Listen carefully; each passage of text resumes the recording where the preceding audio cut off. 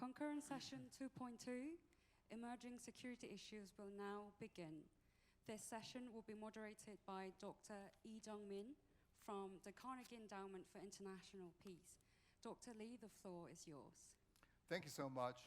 We're on air now, and I think every time you begin a session at an international conference like this, you always thank your panelists, how great they are, and they're going to say wonderful things. And I always thought that we should leave that last, so that you hear what they have to say, and if it's a great panel, then the audience says, yeah, it was pretty good, 5 stars, or whatever the case may be. But all joking aside, my name is Chung-Min Lee. I'm a senior fellow at the Carnegie Endowment, and I also chair the International Advisory Council at IISS.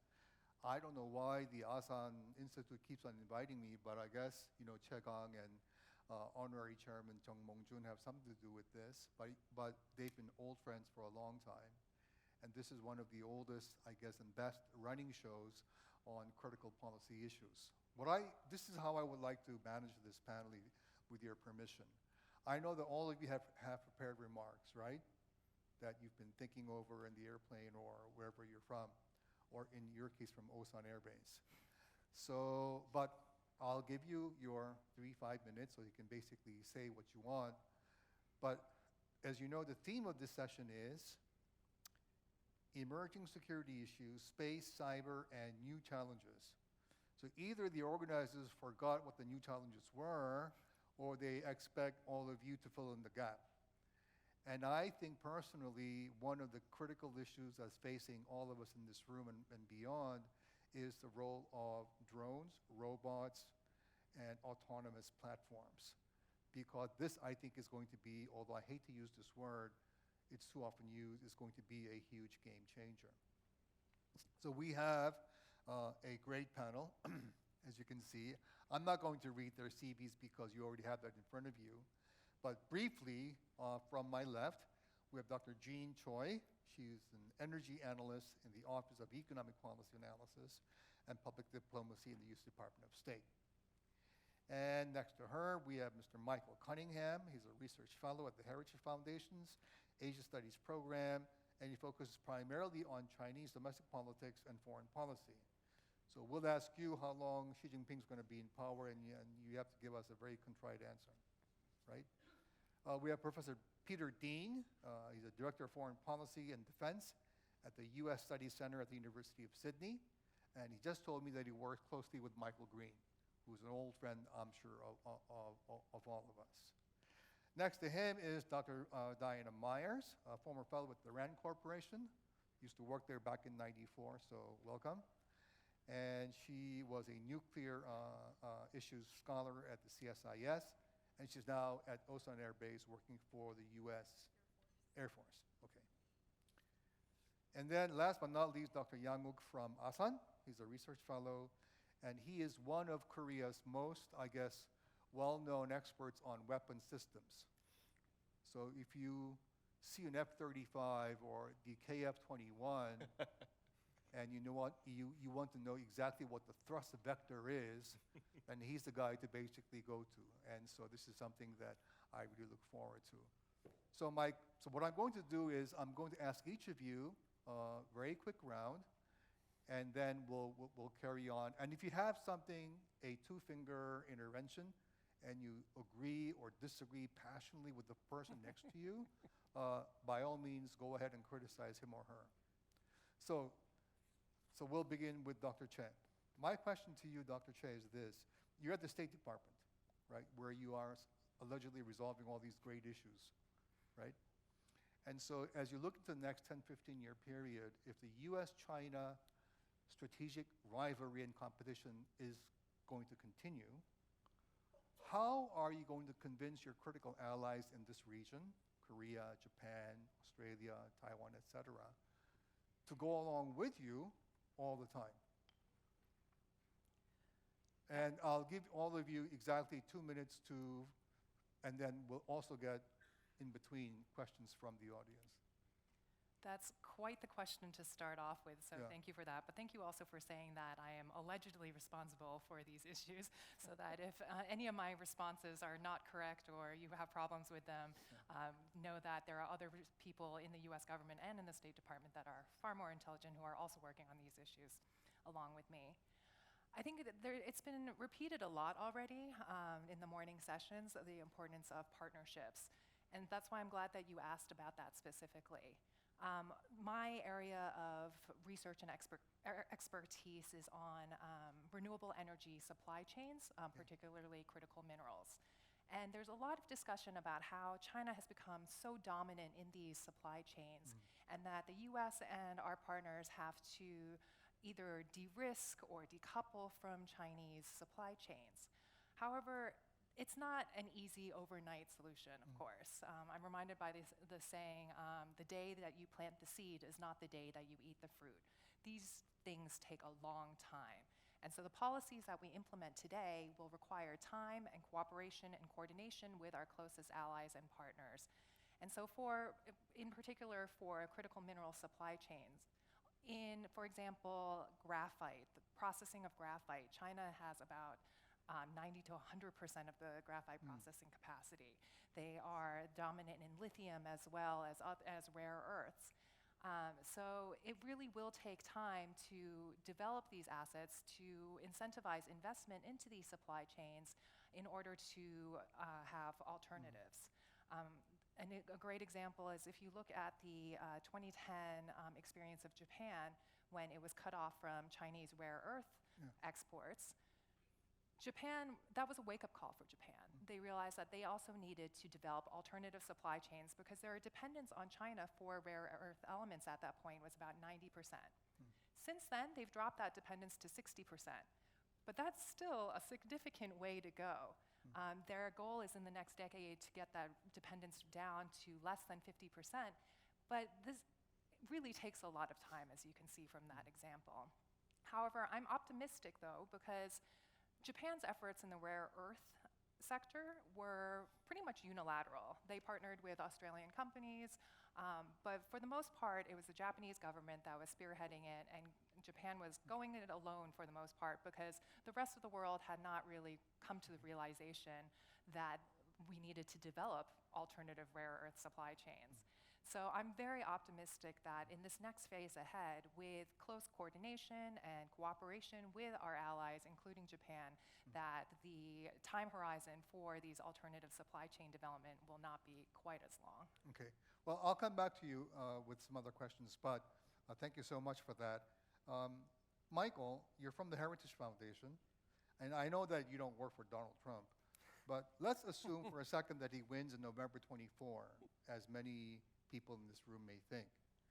If that's the case, and if he does re-enters the White House in January for a second term, how do you think the Trump administration is going to deal with space and cyber and robots?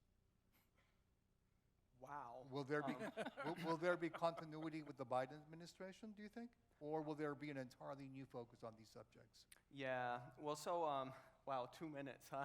Yeah. I'm keeping time, by the way. So, yeah, good. Well, so, I mean, I'm not, I'm someone who focuses on China, so I'm not someone who's really an expert in cyber and space and whatnot.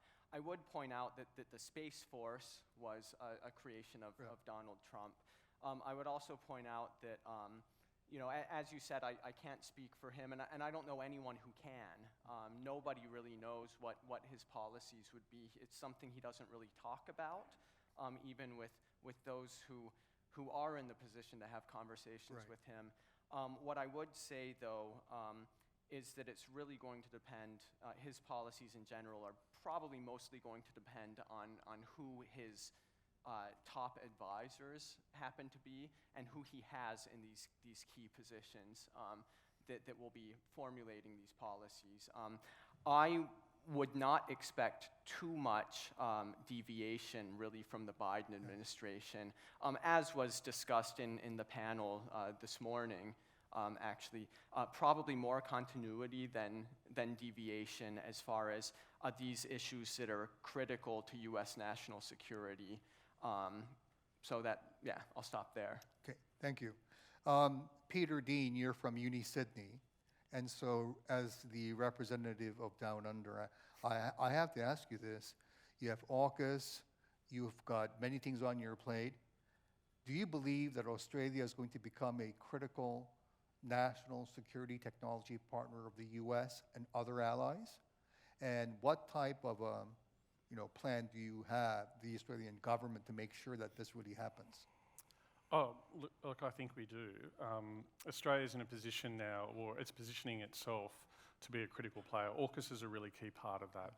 If you look at the sort of 6 key technological lines of effort in AUKUS, I always say that you don't have to look at the classified documentation that sits behind it. It's pretty obvious. That means these are 6 areas that the 3 countries involved in AUKUS either have an advantage and want to keep that advantage, either they feel they don't have a competitive advantage and want to catch up and get ahead, or they see it's a sort of an even run race and we don't want to be behind, we want to be ahead.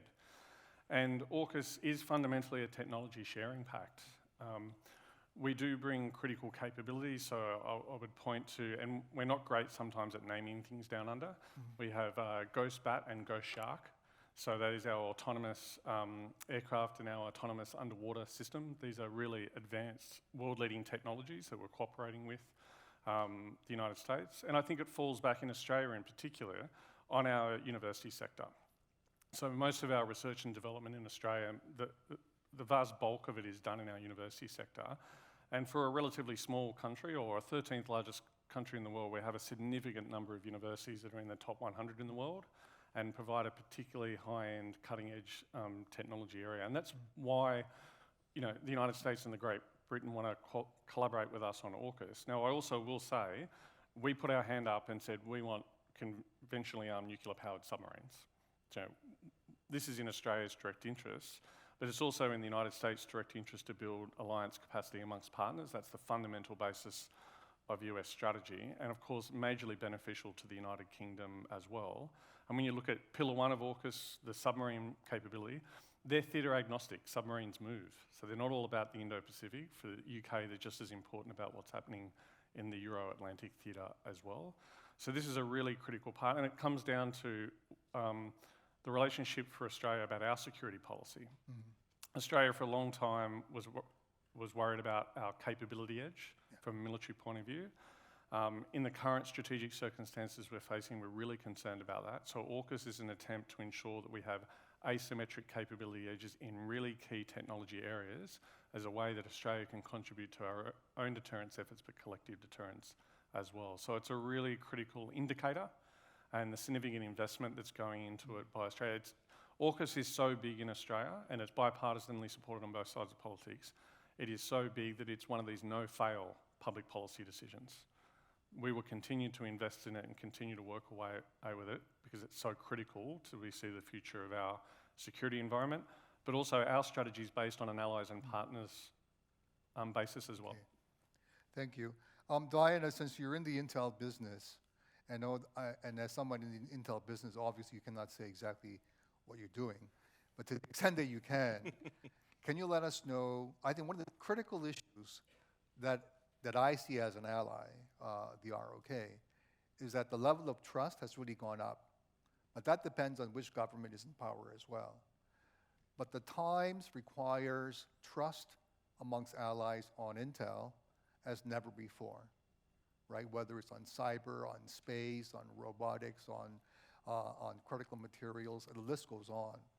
So how confident are you that going forward, America's allies and the US will be able to really collaborate deeply on intelligence compared to, let's say, 10, 20 years ago? Before I begin, I'd like to caveat that none of the views that I expressed today are those of the US government or of the US Air Force. With that being said, great question. These are issues I deal with day to day in my job. I think what makes South Korea and the United States a particularly interesting but also a powerful alliance is the fact that we see the same things in critical parts of national security. And a lot of that alliance is built on trust and communication. Unfortunately, with the flux of different presidential elections and campaigns throughout the years, we do see a flux of that trust, perhaps, and some of those erosion in relationship building, if you will. But one thing that has remained consistent in South Korea has been the alliance of the ROC and the United States, US Forces Korea. And with that being said, I work with my ROC partners and allies on a day-to-day basis. They have been one of the most reliable partners and allies in this region, and that is a relationship that we cannot afford to lose. And so, to put it succinctly, I hope that we can continue that relationship going forward, and 같이 갑시다. Thank you. Okay. So we'll come back to you with more difficult questions. Now, to Dr. Yang Mook, as you are the resident weapons systems expert, the Korean government is really, really trying hard their so-called new space policy, right? The Yoon government really is going full throttle on this. How confident are you that the ROK government has the money and the expertise and the technology and the willpower to really become a critical player in space over the next decade? Well, it's kind of tough question because you see, well, Korea is talking about a lot about space since 1990s, but actually the investment was so not, great. Well, I mean, we got our spaceman programs, and it got stuck. And then, I mean, this satellite, we only launched military satellite last year. 2. Yeah, until now 2, and we're gonna have 5. And they said we're gonna have, maybe 30, 40, or including the nano satellite. Right. That's 2030s, but, well, I'm quite, not that optimistic.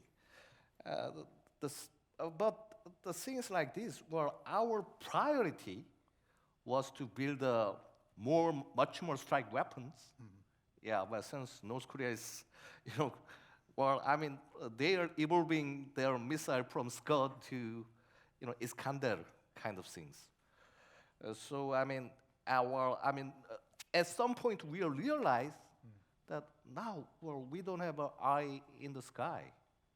We don't have that, our fancy network that working. I mean, funnily enough, I mean, we are talking about fourth industrial revolution or drone system or something like that. But I mean, you should have a really a reliable network, which we don't have right now.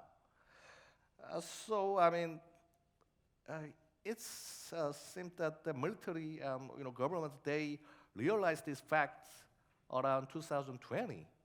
That I mean, if we were to get this MUM-T, man-to-man teaming or something like that, then we're gonna need a reliable network first, and then and we need a lot of eyes, to monitor North Korea, which we don't. Now, I mean, they are realizing it. So, you know what? Since the Korea is really, fast in everything, so maybe, I mean, if they really, really get it, and the investment continue through the next administration, then, well, I'll be more optimistic. Okay. Yeah. All right, I'll come back to you on that. Yeah. Now, before I go to each of your prepared remarks, which I know you're dying to basically share with the audience, let me just put a hypothetical to you, because the theme of this session is space, cyber, and new challenges. I think we're entering into the first phase of what I would call Iron Man wars or Star Wars, right? So imagine that if we are going to have a huge major crises here in the region, i.e. in the Taiwan Strait, Korean Peninsula, even between India and Pakistan, and the list goes on, South China Sea or the East China Sea, someone who starts an aggression is going to begin with a massive cyber attack. And I think the worst case scenario from a Korean perspective is, for example, what if they basically hit all of our critical national security infrastructures? What if they bomb one of our nuclear power stations? And the list goes on. This is why open societies are much more vulnerable. So if you imagine that scenario in your head, what will be your different response from previous quote-unquote conflicts? So imagine that you're sitting in your office in the State Department, something really bad happens, and there's a massive cyber attack on one of your allies or even the US. What will the State Department do? So that is, not the cyber part, but that is happening, where with Russia's full-scale war on Ukraine, we're seeing for the first time a targeted attack of a country's critical civilian infrastructure in the form of missile strikes on thermal power plants, the electricity grid, really with the intention of wearing down the Ukrainian people so that they no longer have the will to fight. It's been a game changer, really. And so now we, as Ukraine's ally in their war effort, the State Department has been leading some of these efforts to work with our partners, including Korean companies, to replace and repair some of this electricity infrastructure. So unfortunately, as we plan for future conflicts, this is going to be increasingly part of the strategy. Right. You know, Michael, you said that you focus on Chinese domestic politics and foreign policy. If you wore a hat as a Chinese specialist now, and you're thinking about this type of war, Star Wars, in the future, do you think the PLA is ready for this type of warfare? Are they ready for it? No. But is it what they're working on? Yeah. Yes. I think we're looking. I think so. I spent most of my career in China before relocating to the US to work at the Heritage Foundation. And one piece of massive culture shock that I've had since being in the US is the hyper-focus on How long were you in China, by the way? For about 10 years. 10 years, okay. So it was the hyper focus on sort of the traditional view of security. And in particular numbers, how many warheads, how many ships, what % of GDP is going towards security, and all of these things are super important. But what China is focusing on is increasingly mastering and being able to weaponize the next technologies. And so, are they ready for sort of Star Wars right now? No, absolutely, no one is ready for it right now. Are they trying it out in very small, gray zone tactics constantly? Well, yes, they are. And, is anyone else ready for it? I would also say no. So I do think, though, that the winners and losers of the next we are in a new technology revolution, and the winners and losers, it's not going to be determined by how many troops do you have, who has the numerical advantage. It's going to be based on the technology. You know, Peter, Australia is one of the and not many people know this, there are critical R&D centers in Australia that do really close collaborative work with DARPA and a bunch of other agencies. And so as you look into the future from an Australian perspective once again, and you imagine this envelope or roof of a Star Wars, what is Australia's critical contribution to the US and its allies on R&D that could really significantly upgrade their Star Wars capabilities? Look, geography matters in a lot of things, including strategy. We're blessed by wonderful geography for a whole range of reasons, from being the second largest supplier of critical minerals in the world, to being one of the best places in the world if you require space-based capabilities. Yeah. So Pine Gap, Northwest Cape, some of these facilities that we have in Australia are unique capabilities for Australia and the United States and our alliance with the United States. They're really critical. On the cyber stuff, cyber to me is not sort of an asymmetric or a new capability anymore. It's being embedded much more deeply into traditional security elements and arms. It's hard to count cyber capabilities like you count tanks or aircraft, but it's a fundamentally important part of the warfighting domains now at the moment. And while we talk a lot about strategic competition in a lot of areas, I would actually argue that in the cyber domain, we have been in limited conflict for well over a decade now. And I think one of the things that's really interesting about the cyber thing, and the war in Ukraine is a good example, we expected that Russia would launch this overwhelming cyber attack in the days leading up to the invasion of Ukraine, which they didn't do. partly because once you use a capability in this domain, people can counter it. And also, what Russia was afraid of is if they did that, what are the capabilities the Ukrainians had, supported by the West, or what was the West willing to share with Ukraine or directly act against Russia? So it's kind of like this, as both sides are feeling each other out, or each different country's feeling each other out, if you risk taking an offensive cyber action, you risk having a retaliation that you don't necessarily know about in return. So it creates a little bit of a détente. But we are, I would argue, in limited conflict in cyber every day. We've had critical, constant daily cyber attacks in Australia, but they are of a limited nature and a limited way. The question is, what none of us know, is if in the event of a major conflict, the great advantage in cyber is have you got inside someone's network and you're sitting there and they don't know that.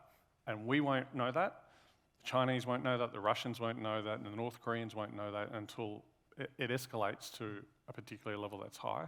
And the last thing I'd quickly say is, one question is still unresolved. What is a conventional military response that's acceptable to a cyber attack?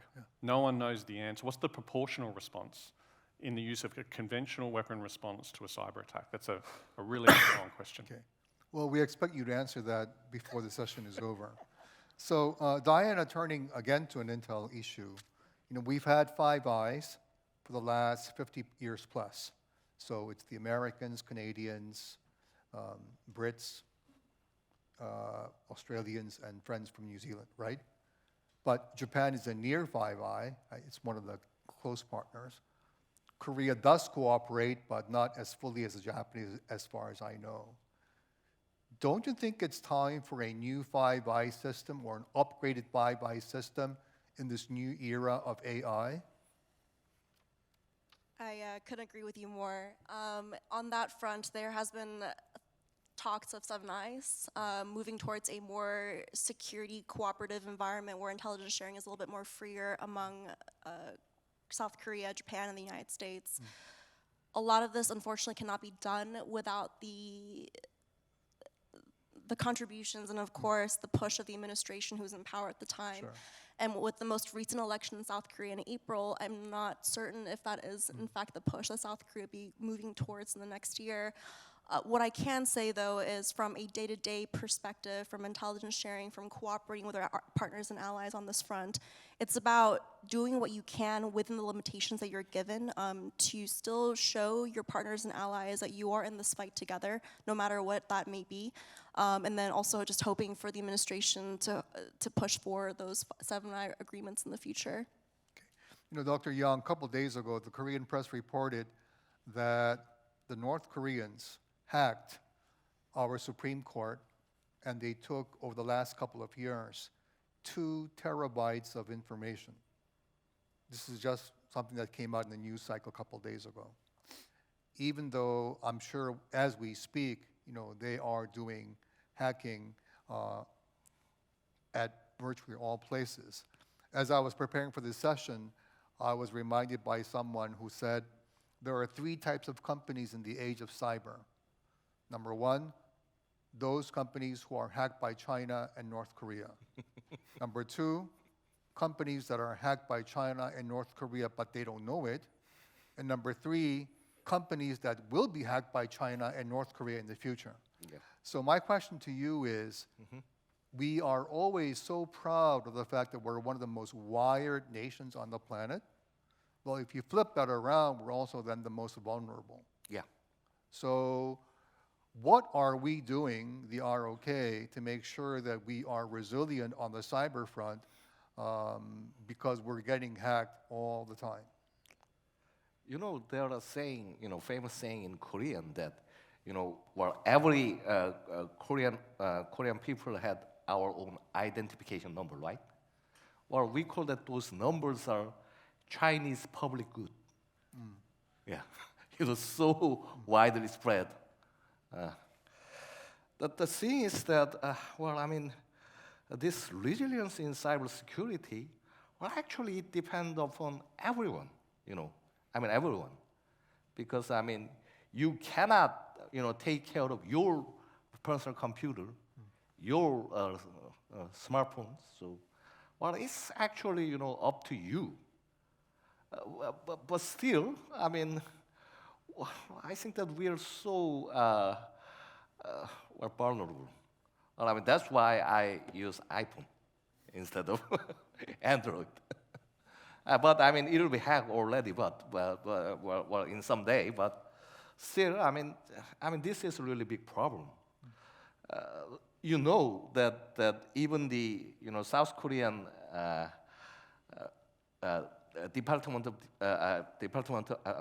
Ministry of National Defense. I mean, in the military we have intranet, right, which is not connected to the internet.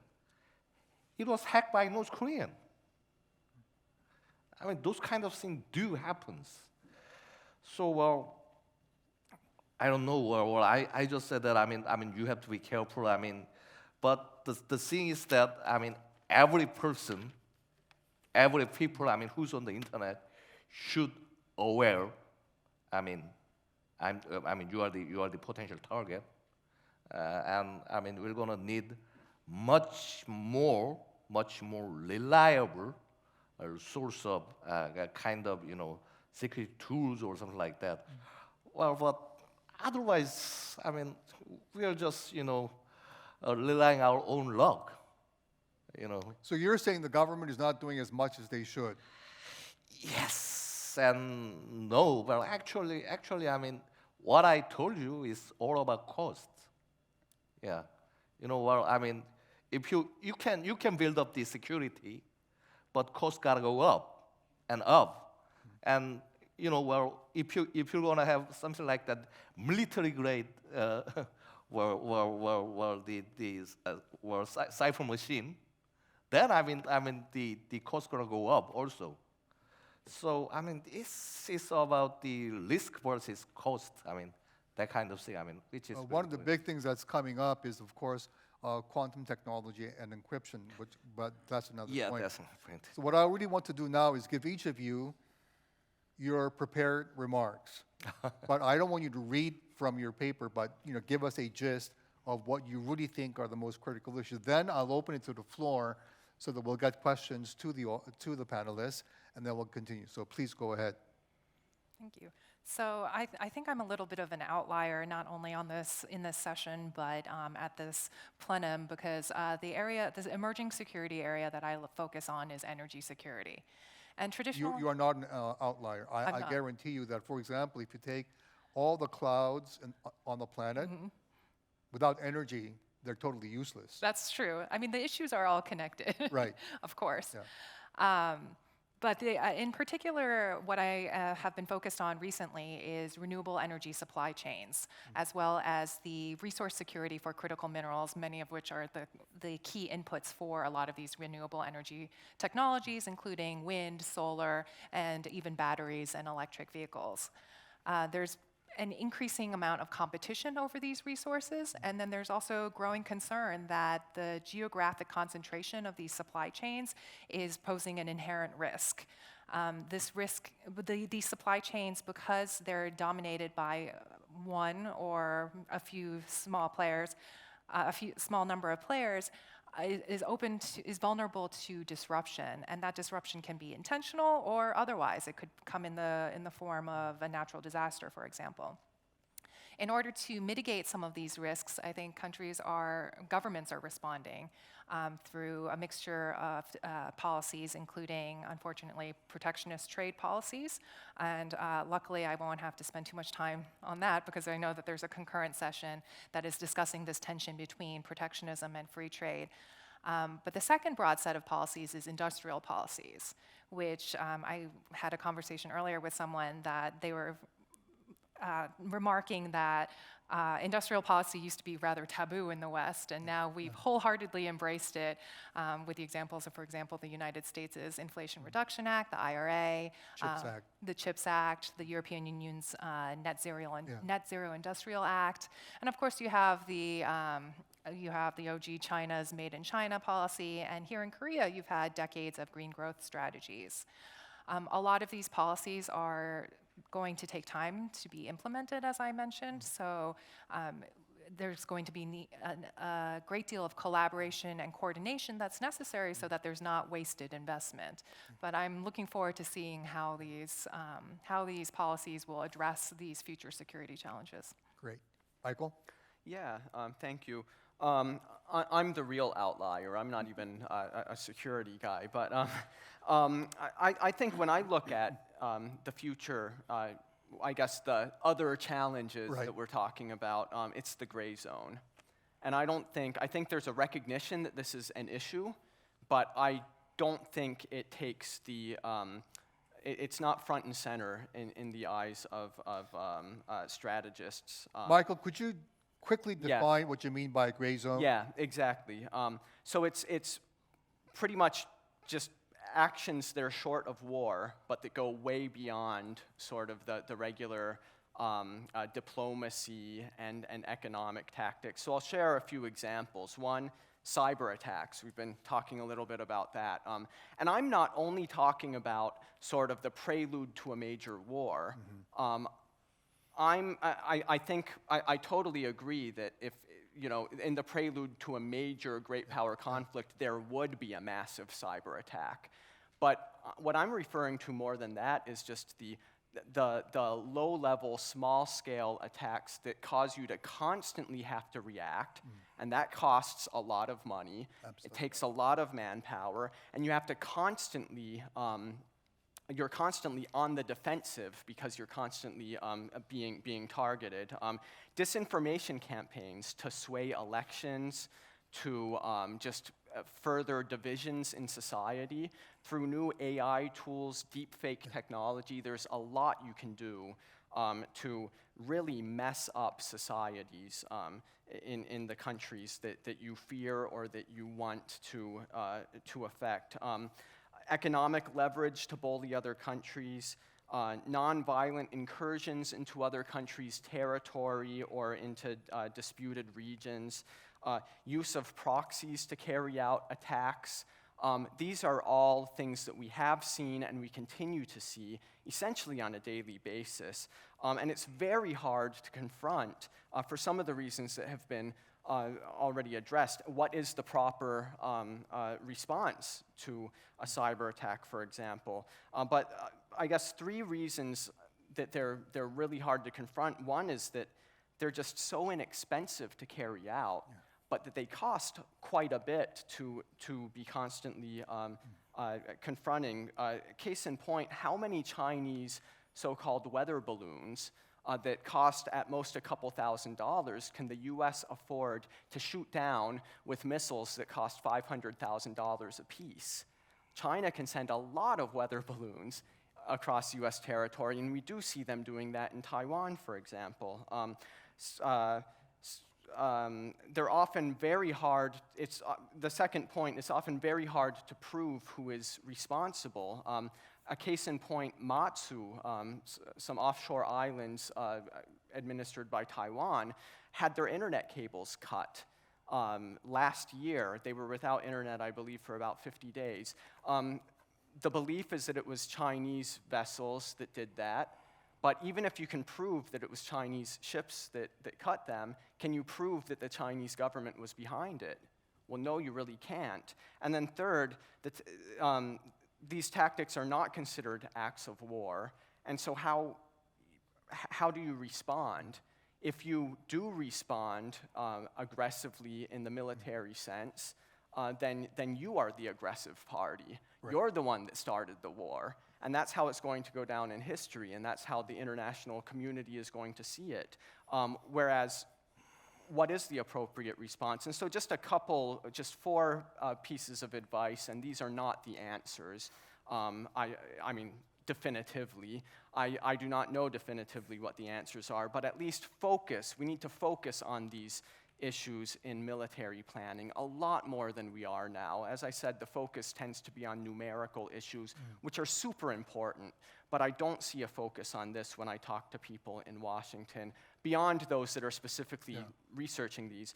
Second is continue to take traditional military issues, even the numeric things, seriously. It's precisely because traditional warfare is so costly and so difficult and risky that we see things moving to the gray zone.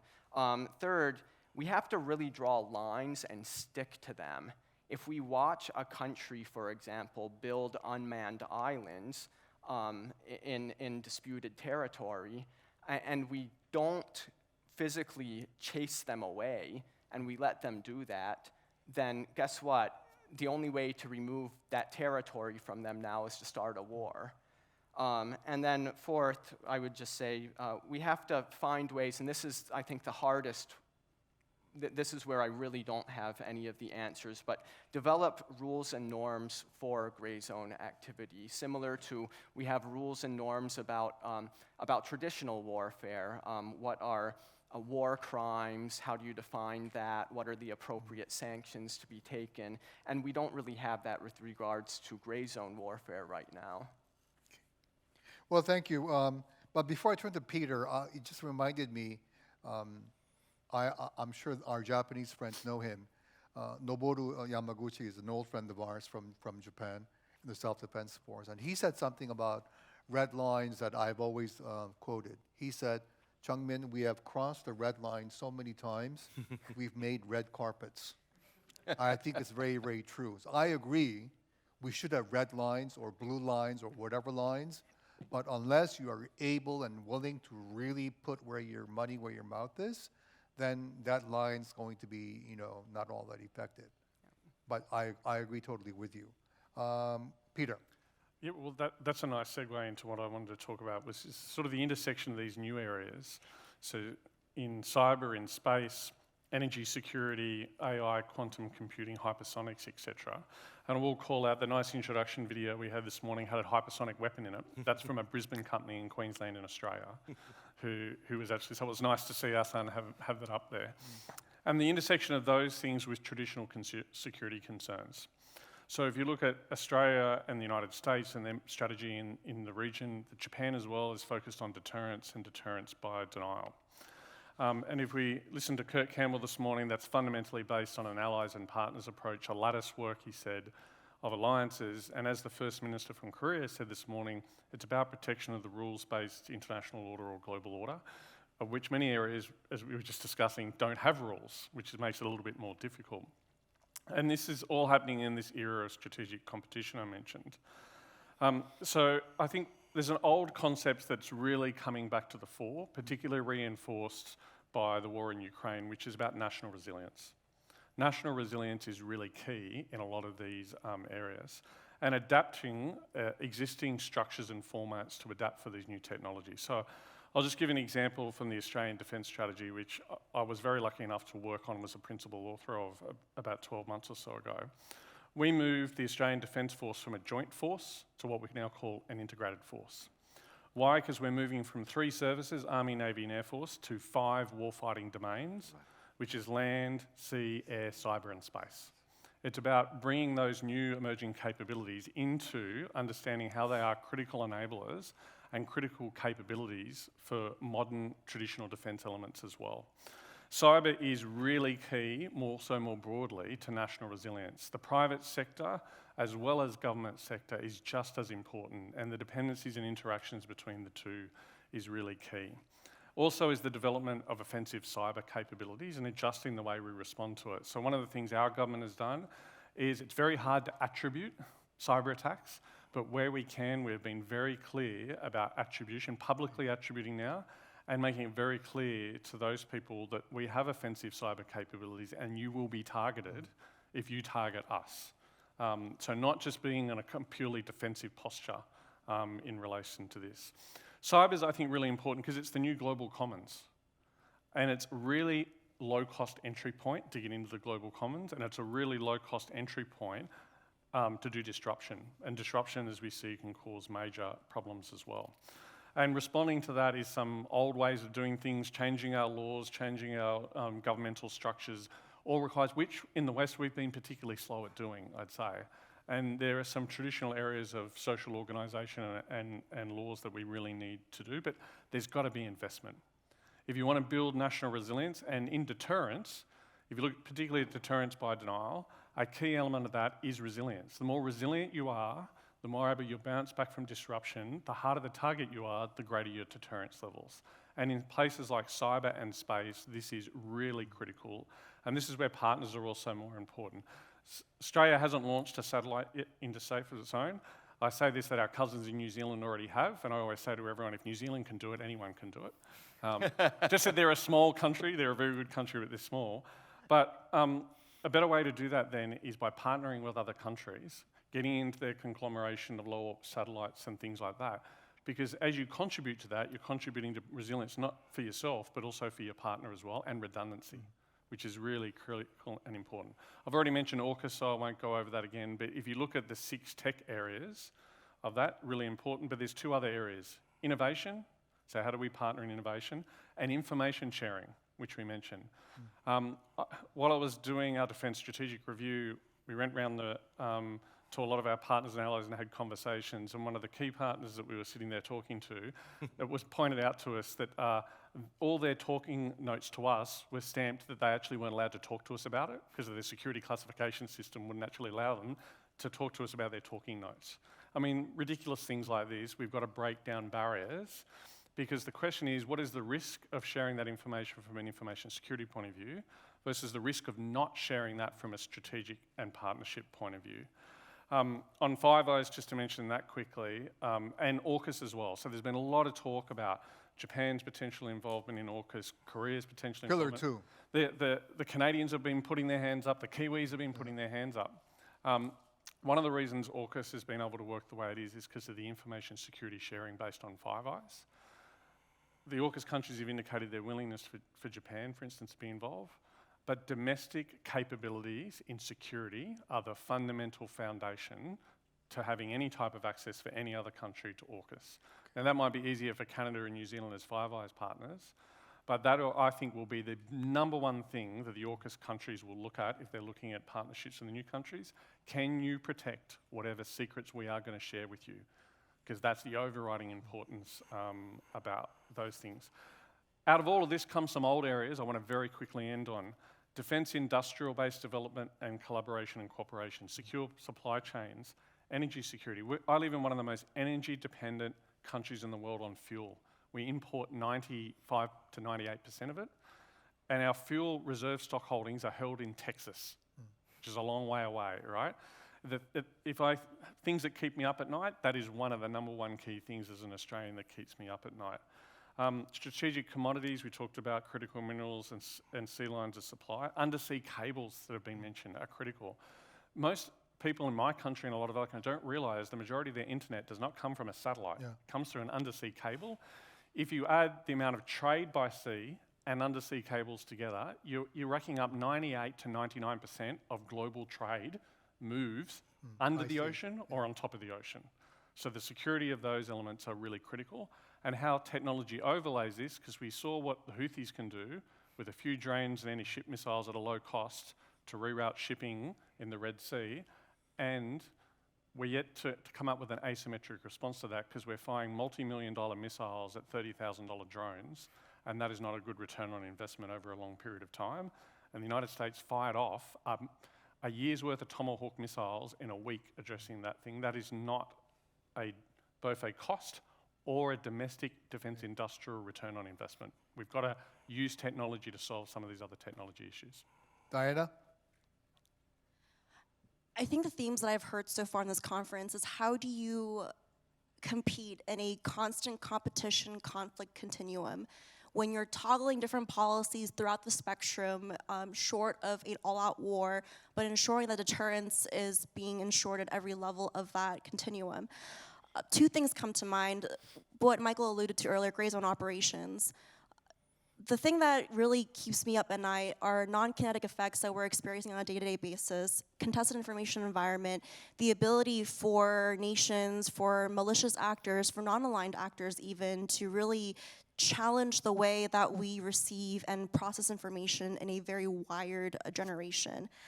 And then the second thing that comes to mind are some of the more organic things that we're seeing, shifts in demographic challenges, especially countries in Northeast Asia like South Korea, dealing with severe infertility problems.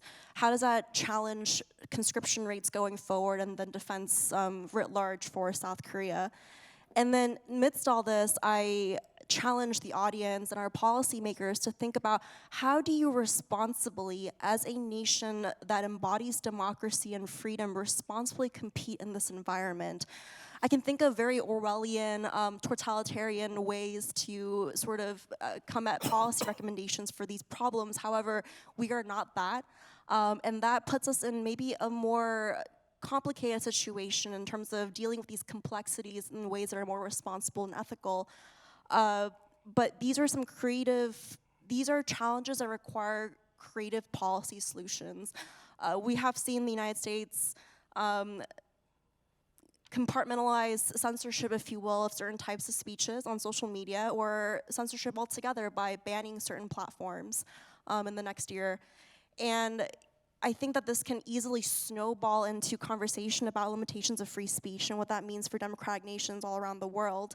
And then similarly for infertility issues, ironically enough, North Korea is going through the same infertility issue, maybe to a lesser of a scale than South Korea, but in a true totalitarian fashion.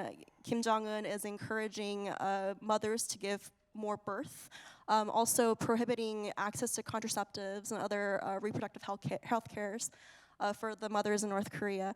And so, of course, these are very totalitarian ways to get after maybe some of the same problems that we're seeing around the world, but how do we as democratic nations not do that and do something a little bit more responsible to get after those problems? Okay, quickly, Dr. Yang-wook. Quickly, yeah. Yeah, well, I mean, we'll talk about space and cyber, so let's talk about it. That, see, well, just as who control the ocean have controlled the trade and dominate the world, who control the space and cyber will control the future security, right? The thing is that when we think of the space and cyberspace, well, it actually started from the nuclear war. You see? Well, I mean, when we think of the old space, the space race, actually it's race for the ICBM. Well, I mean, when we think of the internet, actually it started from ARPANET, which is the first telecommunication computer network that in case of, nuclear war. But that was the Cold War. Now, I mean, we see the space as not the military domain, but the economic domain. I mean, that's why a lot of space company, the private company, came up. And now, I mean, we're in the era of the new space, right? But funnily enough, that I mean, as we see in the war in Ukraine, these private company became the tool of the military. So I mean, that's a big, realization that things have changed. Now, I mean, when we think about the shooting, rocket in the sky, we are not thinking about NASA anymore. We are thinking about the SpaceX, right? And when we talk about this, when we think about this internet, I mean, we'll think about, Starlink or even OneWeb. So, I mean, now, who has more of this platform has the power. But the thing is that now government is not in the control anymore. These are private companies. Yeah. So, I mean, who will, will regulate these companies? And, their interest is business interest, not the national interest. But still, I mean, it's kind of like just what reminded me of the age of exploration back in, 15th centuries. I mean, it's kind of same. Yeah. Yeah. When you think about, in the maritime geopolitics, straits are really, really important, right? But in the space geopolitics, low Earth orbit is really, really important, right? So, I mean, this kind of thing is happening, but we don't have any, international rules or norms. So, I mean, that's the problem. Okay. I'm going to take some questions from the floor. Please identify yourself, ask a question, and don't give a speech. and be specific to whom you are. Yes, sir, in the back.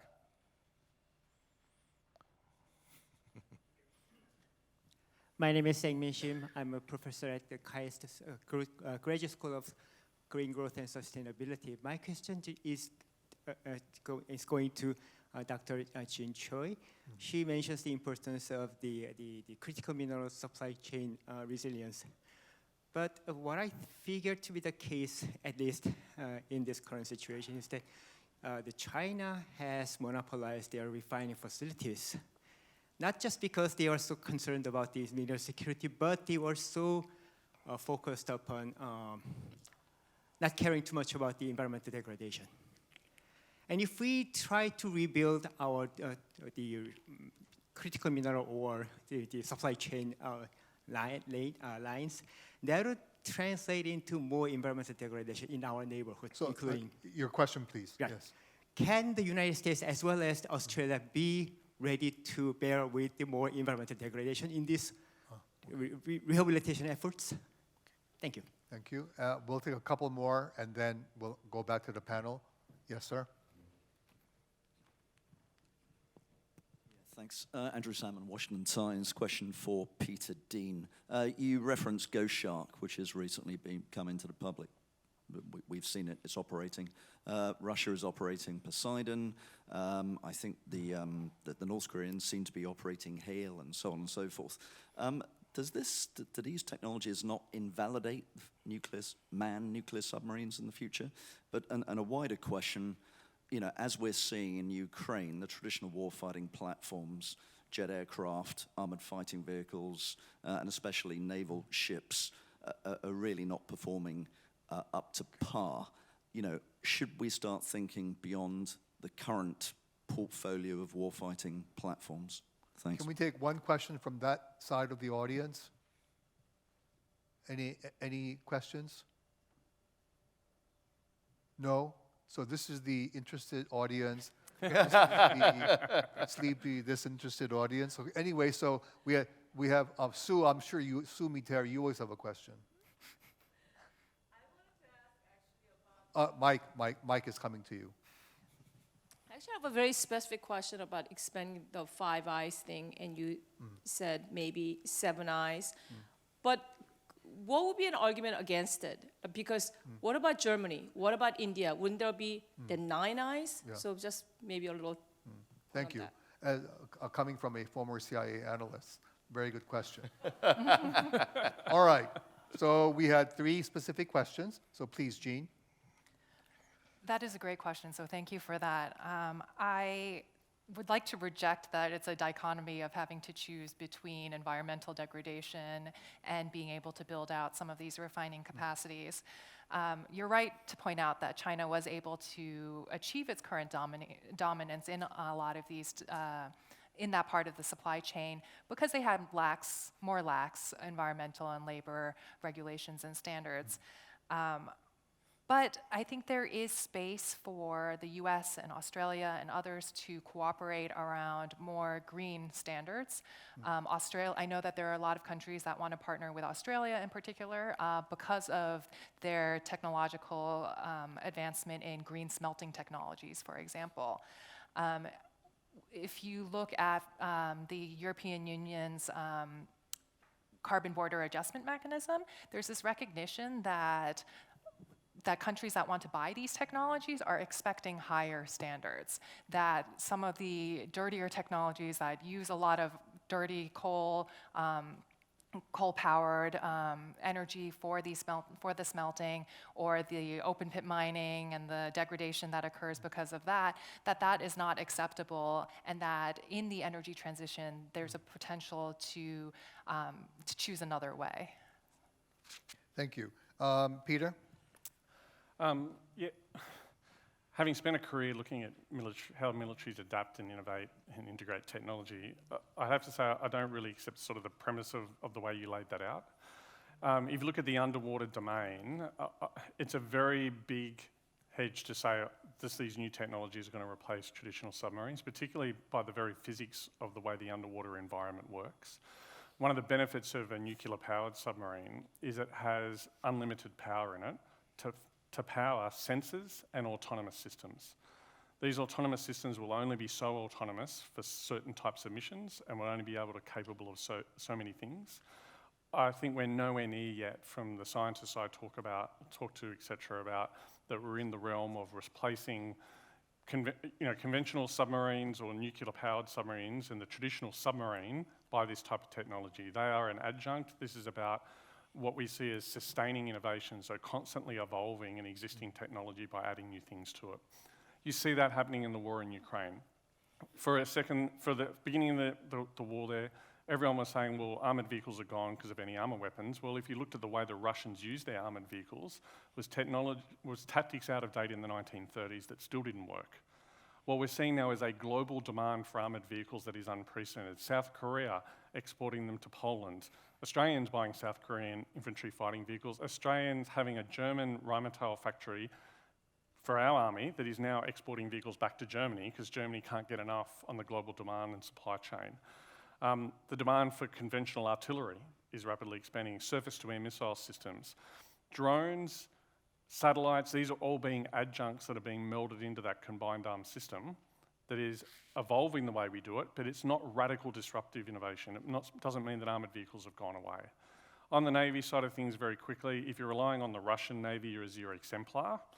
With a cruiser, for instance, that's radar didn't even go 360 degrees, so it was attacked from the rear. If you look at the Houthi example, not one single warship was struck by one of those drones or missiles. The problem is that, as I said, the cost ratio to defending against them. And so what will happen is a development cycle where navies are already looking at lasers, microwaves, and other low-cost solutions to be able to offset that.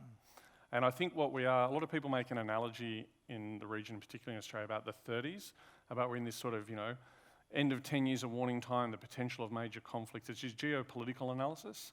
We're actually much more there on a technological analysis point of view. So you look at the way military technology adapted in the 20s and 30s. Tanks were still tanks in the Second World War, but compared to the First World War, when you you reduce the size of it, increase the speed, and put a radio in them, you fundamentally transformed. And we're in another development cycle of military technology, of innovation and counter-innovation that is just at a scale and a speed we haven't seen for a very long period of time, but it's not completely, not been seen before. Diana? This is a very sensitive question, so I'm going to try to tiptoe as much as I can. First of all, we are nowhere near going towards 7i. I think the idea is aspirational at best right now. And to your point, you're absolutely right. If 7i, why not 9i? Why not the entire universe at that point? What I would like to caveat, however, is there are certain analytic collaboration muscles that are exercised by having a 5i construct, and the information that we share with our 5i partners. And it's something that we do on a day-to-day basis because we already have that cooperation, that collaboration muscle being exercised already with our partners. Similarly, there are certain information in the region that might be better shared than not, because the cost of not sharing might be a bigger burden than the cost of sharing in and of itself. And so for those types of topics, I think that South Korea and Japan most certainly can come to agreement about some shared conflict and security concerns in the region. And so for those types of things, I think that having a 7i construct where we regularly exercise those collaboration muscles is critical in the future. We have about 10 minutes, and I do want to end on time. And I wanted to ask you one question. I have many, but I'll just ask you one. And Dr. Yang mentioned it in passing. In the era that we're facing now, I believe that mega corporations are going to become enormous actors in cyber, in space, in robotics, in drones, quantum, you name it. And so these trillion-dollar companies from Australia, Korea, Japan, the US, Germany, goes on, they're going to have enormous footprints, and yet I really am skeptical whether governments will be able to regulate them, beginning with regulating AI, which I personally believe is basically a pipe dream. But anyway, so what I wanted to ask you in specific, have you seen this movie called Everything, Everywhere, All at Once? I was very confused. But at the same time, it reminded me of this session, that because we're talking about traditional, non-traditional, cyber, space, the list goes on. No government on earth has the capacity to deal with all of this. And so the slack must be picked up by the corporations, but the problem is governments really haven't molded with the corporations while the Chinese are trying in their own distinct way. So my quick question is, can you control corporations even though you need them? That is a challenging question. I'm going to. No, I don't want a State Department answer. Well, I was going to say, I'm going to take a little bit of a roundabout way in answering that, because in the energy sector, we're actually seeing a great deal of need for government intervention. Sure. Of course, energy traditionally has been government regulated to a large extent. But what I'm also talking about is in terms of trying to develop alternative critical minerals supply sources. Some of these critical minerals, like gallium and germanium, the entire global market value for these minerals is less than $300 million. So the private sector really has no incentive to go in and work on that. and work on that. So that's where the role of the government can step in. And I'm sorry if that was too much of a State Department. No, that's okay, that's okay. Please. Yeah, I think in a simple economy that is basically national-based, it's more possible. But in a globalized economy, it's not really possible. I think what you can see and will see more and more of is governments sort of co-opting companies for their own benefit, and companies cooperating with various governments, different arms of companies cooperating with different governments and stuff. I think that's more. But at some point, Michael, won't companies become so huge and large and powerful that governments will not be able to really influence them, or can they? Well, I think then we start to be really theoretical and talk about will the lead actors in international relations change from the nation state to Elon Musk. Yeah, to Elon Musk. And that's a theoretical question, and I think theoretically it's something we should be thinking about, but I don't think we're there right now. I think in the foreseeable future, state actors are still the actors that are shaping the security environment more than anything. Peter? Look, I think in the end, interests matter, whether we're talking about allies and partners, whether we're talking about economic interests. And fundamentally, it'll come down to political interests. What are the interests of these companies versus the interests of the societies in them, and therefore the governments who regulate them? You can look at this, I'm sure, in all of our countries' domestic circumstances, we're having a big debate about the interests of mining companies to extract things versus the ownership of those minerals by our citizens, and is that a fair deal? These types of things are going to be ongoing questions.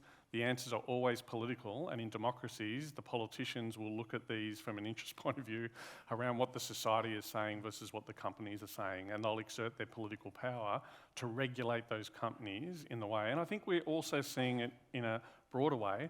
We talked before about more intervention by government's industrial policy. Why are they doing that? Because they're worried about strategic outcomes.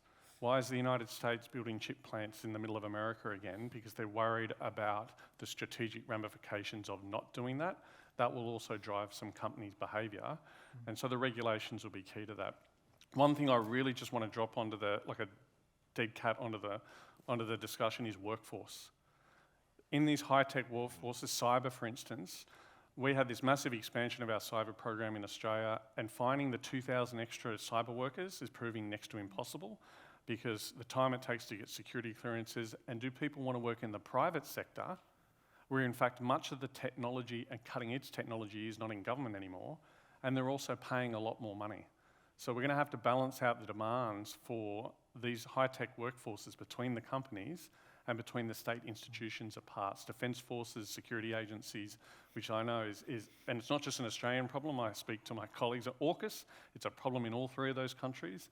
And then when I go in to speak to European and other countries in Japan and Korea, you hear the same types of stories. You know, but your problem's going to be resolved by the time ChatGPT 15 comes around. Yeah. Right? And when we have, we don't need lawyers anymore because ChatGPT. Right, and you don't need people like myself Academics. either. Right, precisely. Diana? on the topic of multinational companies and large conglomerations of companies, I think about how do you democratize that space so you allow more innovative, maybe small sector thinking into that contested defense acquisition space. And I think you allow that by encouraging intellectual property to really thrive in an environment where maybe you don't have security clearances for all of your workers in a large defense contracting company. How do you give those individuals access to some of those niche ecosystems where they previously were forbidden to enter? And so thinking about that, I think fostering an environment to allow some of those more maybe smaller innovation to foster, I think is going to be really important. And then alongside that, I think we've seen a lot of that actually in Ukraine and Russia currently, some of those more innovative, smaller scale thinkings that are now being exercised in the battlefield. And so how do we kind of model that to other maybe conflicts in the future, I think is something that we should be thinking about. Dr. Young? I think that history tells that, what happened to the East Asian company back in, 16th, 17th centuries. And let's talk about the history of Korea.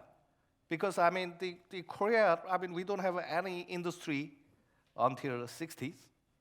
And then, we got this, big company, Chaebol, which works with the government.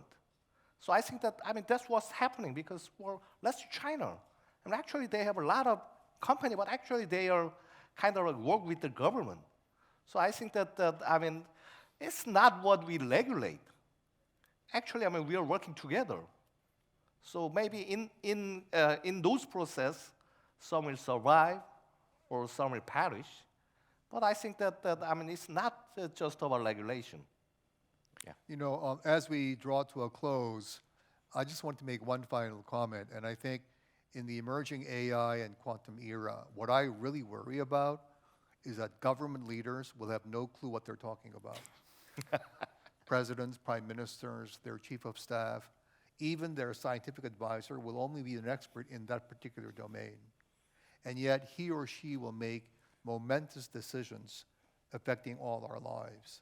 That's what really keeps me awake at night. And that should be, I think, one of the themes for next year's Asan Plenum. Now, my final point is this. Let me thank all the, can all the Asan staff raise their hands? Oh, no, Dr. Young, Yeah. you're a senior fellow, so you don't count. So anybody? Yes. Can you please give them a big round of applause? Because while